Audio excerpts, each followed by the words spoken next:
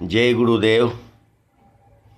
चेतावनी, वैसे लोग जिन्हें हमारे द्वारा दी जाने वाली जानकारियों और भविष्यवाणियों से डर लगता है वे कृपया इस चैनल से दूर रहें और आत्महत्या के इच्छुक लोग भी इस चैनल से दूर रहें, वरना लंबी मृत्युदायक जीवन प्रदान की जाएगी। तथा जो सीबीआई, आईबी, सीआईडी, पुलिस या खबरी है वे होशियार रहें और भारत सरकार के हरामी पुत्रों जैसे आईटी सेल वाले भी होशियार रहें, वरना भारत के गृह मंत्री मोटा डॉगी के शरीर में डाल दी जाएगी।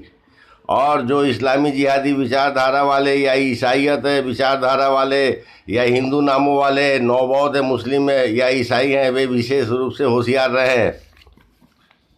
ऐसे लोग विश्व में कहीं भी हों, उन्हें किसी भी प्रकार के गलत कार्रवाई का मौका नहीं दिया जाएगा। सिर्फ सोचने मात्र से ही उठा लिया जाएगा या जहां है वहीं दफना दिया जाएगा। स्पष्ट समझें कि हमारा ये चैनल कल की वाणी भारत सरकार के संविधान व कानून से ऊपर है और यूट्यूब के बंधन से मुक्त है। जो गुप्त रूप से आएंगे उन्हें गुप्त रूप से दफना दिया जाएगा और जो खुल कर आएंगे उन्हें खुलेआम निपटा दिया जाएगा।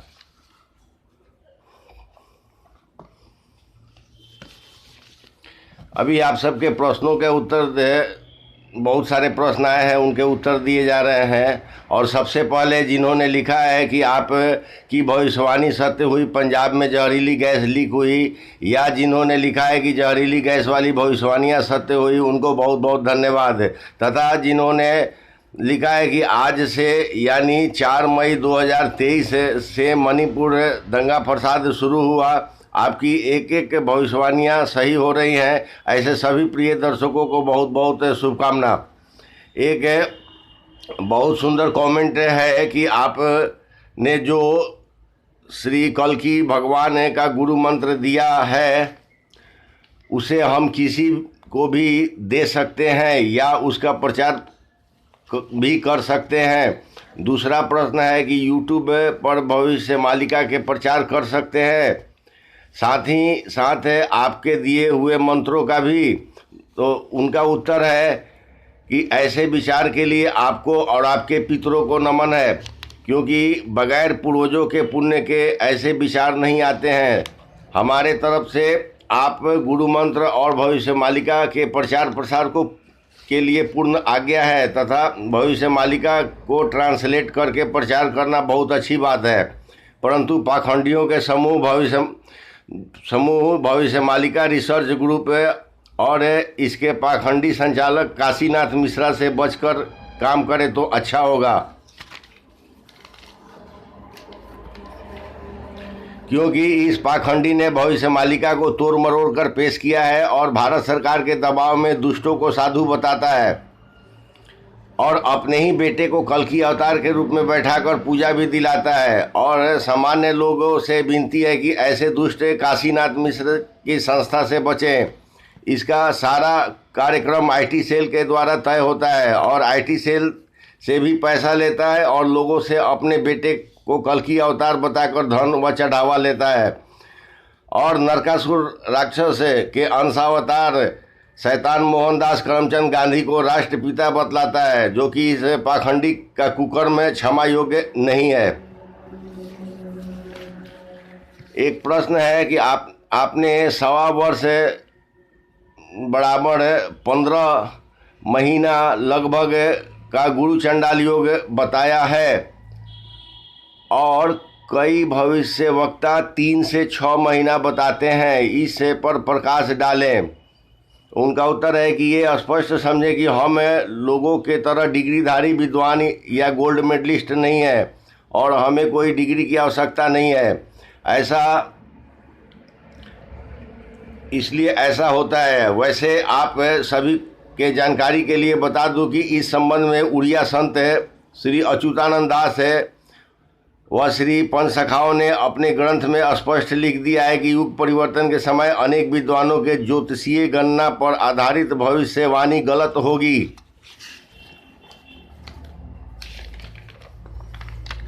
श्री अच्युतानंद दास ने यहाँ तक लिख दिया है कि इस समय स्वयं ब्रह्मदेव के द्वारा दिए गए वचन या वरदान भी निष्क्रिय होंगे। और आप स्वयं विचार करें कि इतनी जल्दी ग्रहों का स्थान परिवर्तन में क्या ज्योतिषीय आकलन कितना सही होगा। इसलिए ऐसे प्रलय काल में प्रलय से सम्मिलित देवता और ग्रहों के देवता से ही भविष्यवाणी के संबंध में पूछना सही होता है। इसी प्रकार अभी 9 ग्रह हैं और आने वाले समय में कुल 12 ग्रह देवता होंगे जो कि अभी से अपना कार्य शुरू कर चुके हैं।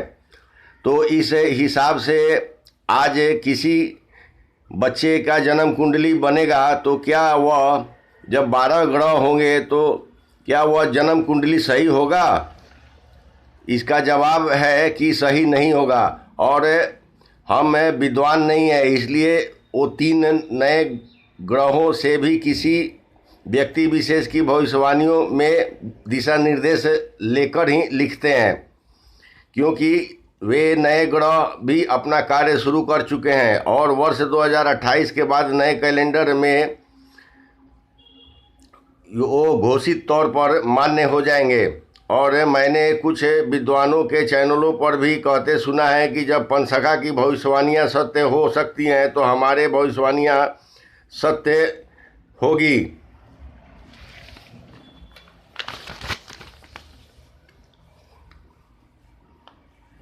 परंतु निम्न स्तर के चेतना शक्ति के कारण ये नहीं सोचते कि पंचसखाओं ने ऐसा क्यों लिखा है,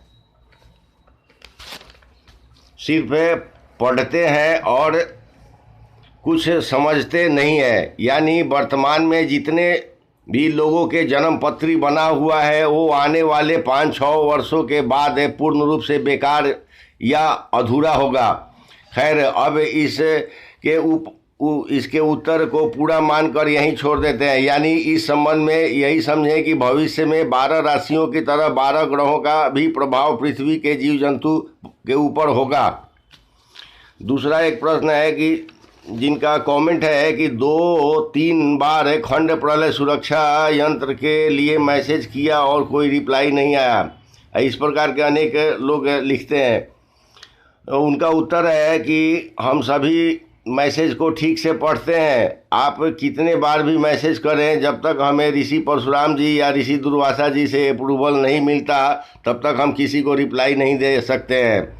हो सके तो इसके लिए एक ही बार फोटो लंबाई व वजन के साथ मैसेज करें, बार बार मैसेज नहीं करें।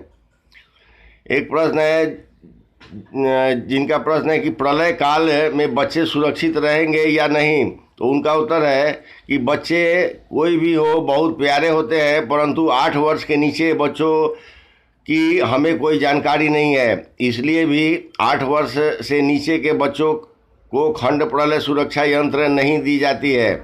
और वैसे भी प्रलय काल में पृथ्वी से जाने वाले की संख्या भारत में 65% यानी 65% है तथा पूरे विश्व में 70% है जो इस दुनिया से चले जाएंगे।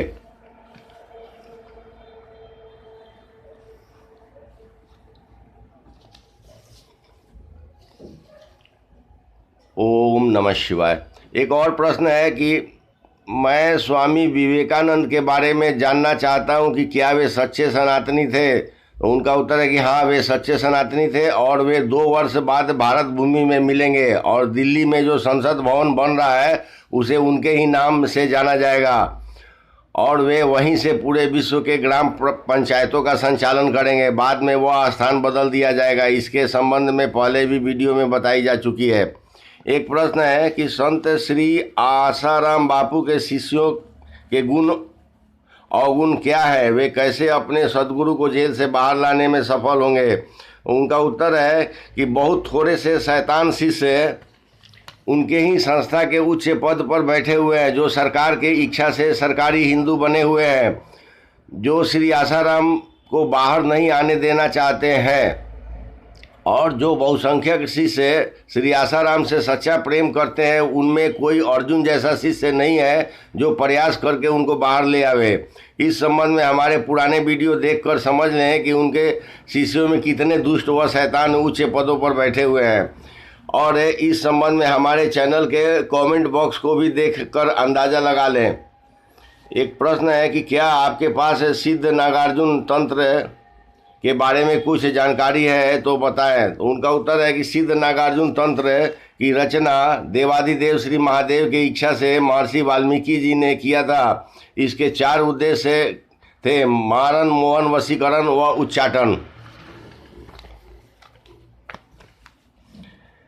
एक प्रश्न है कि कोरोना कब तक बढ़ता रहेगा और कितना ज़्यादा खतरनाक हो सकता है, कृपया बताएं। तो उनका उत्तर है कि भारत में या और कई देशों में कोरोना सामान्य परिस्थिति में है, यानी खतरनाक नहीं है, परंतु भारत सरकार और कई देश के सरकार न्यू वर्ल्ड ऑर्डर के दबाव में डीएनए बैंक बनाने के लिए कोरोना को बढ़ा चढ़ाकर दिखाते हैं। और ऐसा इसलिए किया जा रहा है क्योंकि भारत में कल्कि अवतार के साथ अनेक दिव्य शक्तियां सकारात्मक ऊर्जा के साथ युग परिवर्तन के लिए जन्म लिए हैं। उन तक पहुंचने के लिए उनकी सकारात्मक ऊर्जा को नष्ट करने के लिए सरकार कोरोना का नाटक कर रही है। इसलिए सकारात्मक ऊर्जा वाले लोगों को सलाह दी जाती है कि बगैर अपने गुरु की आज्ञा के पब्लिक के प्लेटफॉर्म पर नहीं आवें। एक प्रश्न है कि स्वामी नारायण ग्रुप के बारे में जानते हैं तो बताएं।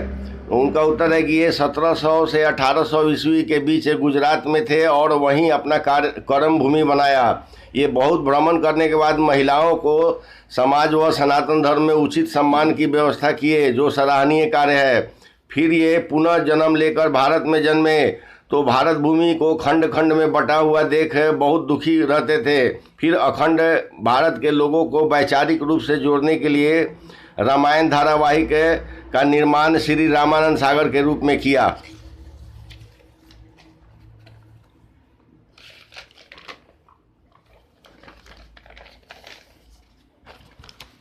एक प्रश्न है कि थोड़ा सा समय हो तो बाबा लोकनाथ राधा कृष्ण के प्रेम, गौतम बुद्ध, चैतन्य, पुरी के जगन्नाथ मंदिर, जीसस, अनुकूल ठाकुर, शिरडी साईं के बारे में अगर कुछ कुछ जानकारियां दीजिएगा तो सही मार्ग समझने में बहुत सुविधा होगी।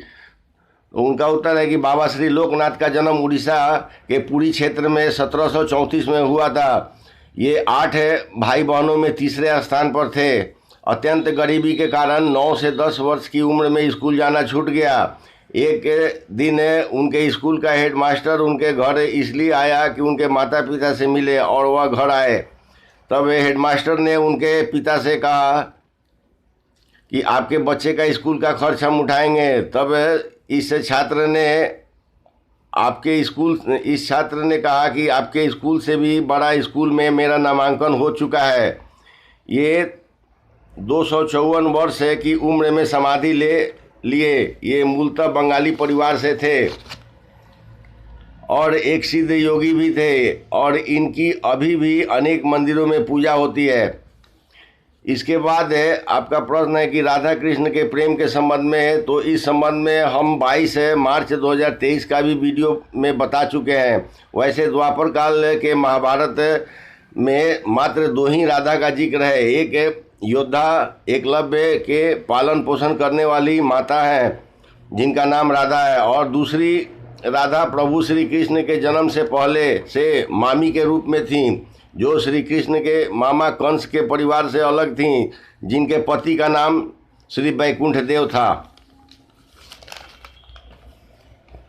जब श्री कृष्ण की उम्र 8 वर्ष की थी तब अपने मामी के सेवा भाव से खुश होकर अपनी मामी को वचन दिया था कि जो भी आपको भजेगा उसके कार्य को पूरा करने के लिए हम तुरंत आएंगे। परंतु किसी भी सूरत में प्रेमिका नहीं थी। यह झूठ अधर्मियों द्वारा फैलाया गया है। इसके बाद है गौतम बुद्ध। तो ये कोई भगवान के अवतार नहीं थे, परंतु एक ऐसे संत थे जो अपना नाम कमाने में ज़्यादा दिलचस्पी रखते थे। अगर ये भगवान के अवतार होते तो वैदिक रीति रिवाज से धर्म की रक्षा करते, परंतु इन्होंने अलग धर्म चलाया और मंदिरों के बदले मोनेस्ट्री बनवाया। अगर ये भगवान के अवतार होते तो संतों की रक्षा करते, परंतु इन्होंने संतों को बौद्ध धर्म के तरफ किया और वेद पुराणों से अलग मार्ग पर चलाया। अगर ये भगवान श्री विष्णु के अवतार होते तो दुष्टों को दंडित करते, परंतु उन्होंने ऐसा कुछ भी नहीं किया। जब गौतम बुद्ध की उम्र 6 वर्ष की थी तब ध्यान साधना शुरू किए। जब 12 वर्ष की उम्र हुई तब लोगों को समूह में अपने साथ जोड़ने लगे और हिंसा तथा बलि प्रथा के विरुद्ध ठीक आर्य समाजियों की तरह हिंदुओं को ज्ञान देने लगे। और इसके ठीक उलट बौद्धों के लिए मांसाहार व हिंसा को जायज़ बना दिया।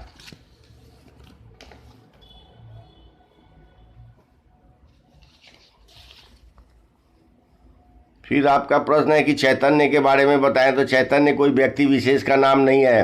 चैतन्य एक अवस्था है जिसमें मनुष्य भौतिक शरीर में रहते हुए भी लोक परलोक की यात्रा करते हैं और मुक्ति को जीते जी प्राप्त कर लेते हैं और दूसरों को भी मुक्ति देने योग्य बन जाते हैं। वर्तमान में बहुत सारे स्त्री पुरुष से चैतन्य अवस्था में है जो गुप्त रूप से इस पृथ्वी पर रहते हैं। इसके बाद आपका प्रश्न है कि पुरी के जगन्नाथ मंदिर का। तो इस मंदिर का निर्माण 6ठी शताब्दी में स्थानीय राजा ने प्रभु श्री कृष्ण के भक्ति से प्रेरित होकर कराया था। इस मंदिर में अनेक पुरातन पांडुलिपि गुप्त रूप से रखी गई है। इस मंदिर पर अनेकों बार मुस्लिम आक्रांताओं का आक्रमण भी हो चुका है तथा कलयुग के अंत में अनेकों प्रमाण इस मंदिर से प्राप्त हुए हैं और निकट भविष्य में श्री अच्युतानंद दास व श्री पंचसखाओं के भविष्यवाणियों के आधार पर कलयुग के अंत के संबंध में कई और प्रमाण मिलने वाले हैं। इसके बाद है आपका प्रश्न है कि जीसस के बारे में। तो जीसस के माता हिंदू थीं और पिता एक यहूदी परिवार से थे।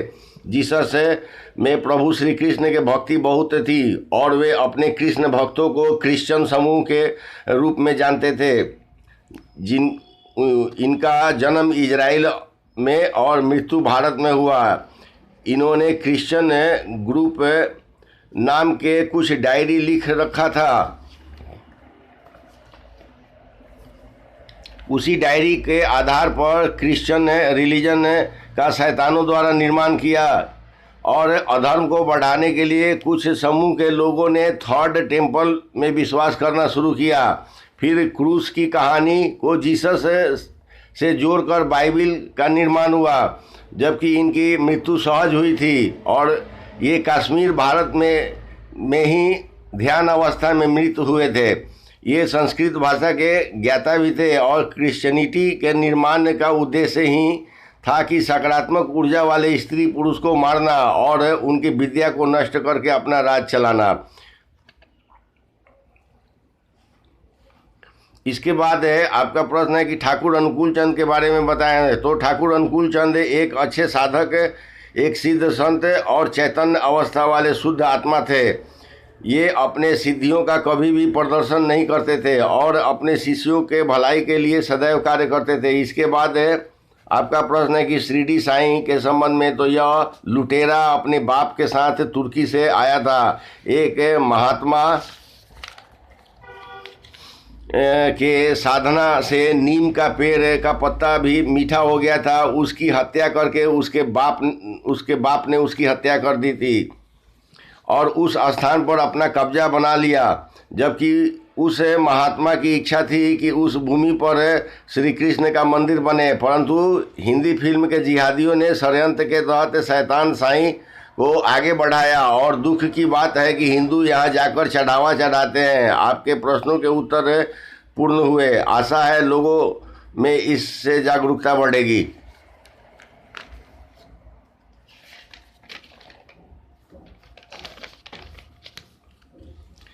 एक अंतिम प्रश्न है कि एकम सनातन भारत जो लोकसभा चुनाव के लिए तैयार हो रहा है, अगर इसके बारे में आपको कोई जानकारी हो, सही या गलत है, तो उसका मार्गदर्शन अवश्य करें। तो उनका जवाब है कि देर से ही सही परंतु बहुत अच्छा कार्य हुआ इस दल का गठन का। हमारे पूजनीय ऋषियों के तरफ से इस पार्टी को चलाने वाले लोगों के लिए सिर्फ इतना ही सुझाव है कि देश के जेलों में बंद बेकसूर लोगों को अपने साथ जोड़ें तो पार्टी का भविष्य अच्छा होगा।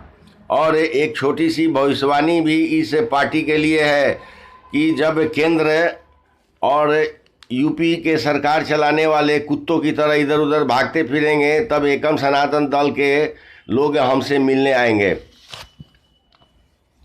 एक और प्रश्न ले लिए हैं, एक दो प्रश्न है। ये प्रश्न है कि क्या लोग 2 या 3 फ्लोर वाले घर में रहना सुरक्षित रहेगा, कृपया बताएं।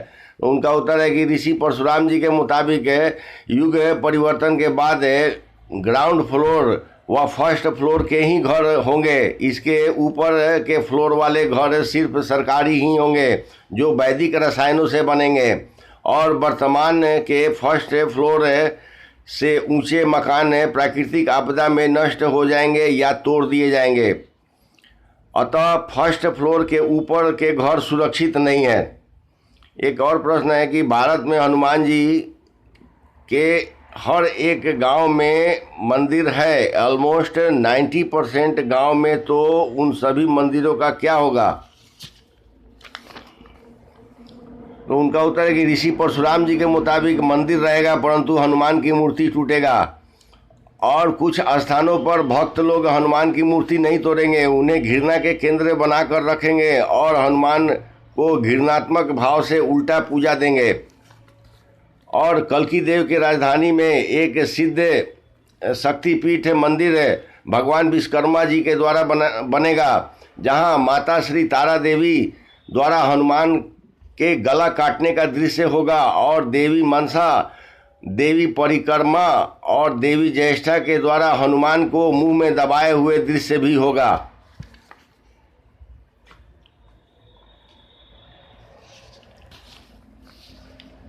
कुछ भविष्यवाणियां हैं। अभी जो भविष्यवाणी बताई जा रही है वह उड़िया संत श्री अच्युतानंद दास व श्री पंचसखाओं के द्वारा निर्मित ग्रंथ है। भविष्य मालिका के परदेशी विक्षोभ ग्रंथ के 7वें अध्याय से बताया जा रहा है। यह 7वां अध्याय कुल 4 भागों में बटा हुआ है, जिसमें से प्रथम भाग का वर्णन यहाँ किया जा रहा है। पहला भाग है जिसमें इसमें जो जानकारी दी गई है वह विशेष रूप से वर्तमान समय के लिए ही बताया गया है। इस भाग में श्री पंचसखा लिखते हैं कि जब विश्व में हर तरफ पंच तत्व प्रलय जोरों पर होगा तो भारत में भी पंच तत्व प्रलय, दंगा, गृह युद्ध, सैनिकों के बगावत, आंदोलन व प्राकृतिक प्रलय शुरू होगा जो लगातार चलेगा। फिर दक्षिण भारत के केरल में अचानक नमाजियों से भरी एक मस्जिद में एक बड़ा सातिर सूअर प्रकट होगा। फिर बहुत सारे मुस्लिम उस सूअर के पीछे पीछे जाएंगे, फिर सभी मुस्लिम मारे जाएंगे और सूअर समुद्र में समा जाएगा। तब से मलेच्छों का अंत भारत भूमि में शुरू होगा और कुछ ही दिनों में भारत में गली व सड़कों पर मलेच्छों के लाश मिलना शुरू होगा और लाशें ऐसे पटेंगी जैसे पतझड़ के महीने में पेड़ के पत्ता धरती पर होता है, और लाशों के पहचान करने के लिए लोग नहीं होंगे।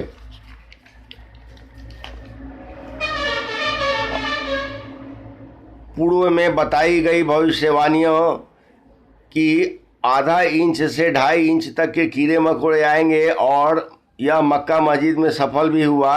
यहाँ भविष्य मालिका के परदेशी विक्षोभ के 7वें पाठ के अनुसार यहाँ शीघ्र ही युद्ध शुरू होगा। यहाँ आसमान से बड़े बड़े आग के गोला गिरेंगे और इस भविष्यवाणी के अनुसार चीन, रूस, इजराइल व इनके समर्थक देश आमने सामने होंगे, जिनमें मुस्लिम देशों की भूमिका अहम होगी, जिसमें विश्व के 15% जनसंख्या समाप्त होगी। जो युद्ध है वर्ष 2025 में समाप्त होगा और रूस यूक्रेन के तर्ज पर चलता रहेगा और यह भी वर्ष 2025 में समाप्त हो जाएगा। इसके अलावा शीघ्र ही विश्व के 6 स्थानों पर आधा इंच से 2.5 इंच तक के रेंगने वाले कीड़े आएंगे और ये रेंगने वाले कीड़े जिन स्थानों पर आएंगे वहाँ व्यापक महामारी आएगी और महामारी का स्वरूप ऐसा होगा कि लोग एक ही दिन में मर जाएंगे या 3-4 घंटे बाद ही मर जाएंगे। परदेशी विक्षोभ मालिका के 7वां अध्याय का पहला भाग पूरा हुआ। एक बहुत सुंदर कमेंट आया है कि जिन्होंने लिखा है कि ओम नमः शिवाय, भगवान शिव के 24 अक्षर के गुरु मंत्र के जाप से मुझे राइट हैंड में तिल प्राप्त हुआ। आपको और शिव जी को चरण वंदन। इनको बहुत बहुत शुभकामना है। इन्होंने परिश्रम किया और तिल की प्राप्ति की और ये सुरक्षित हुए। आशा करेंगे कि इनके परिवार के लोग भी सुरक्षित हों। एक छोटी सी भविष्यवाणी है, ये अलग से है, हमारे ऋषियों के द्वारा बताई गई है। मणिपुर, नागालैंड के बाद असम में भी भारी दंगा शुरू होगा। ये अलग से भविष्यवाणी बताई गई है कि मणिपुर, नागालैंड के बाद असम में भी भारी दंगा शुरू होगा। इसके साथ ही वीडियो देखने के लिए आप सबको बहुत बहुत धन्यवाद। ओम नमः शिवाय।